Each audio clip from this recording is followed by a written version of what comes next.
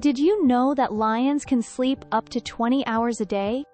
Lions actually spend a lot of time resting and conserving energy.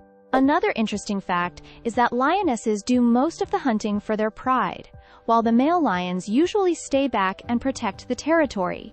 It's like having a stay-at-home dad and a working mom in the animal kingdom. Lions can also roar loud enough to be heard up to 5 miles away. Imagine hearing that in the wild. So what do you think?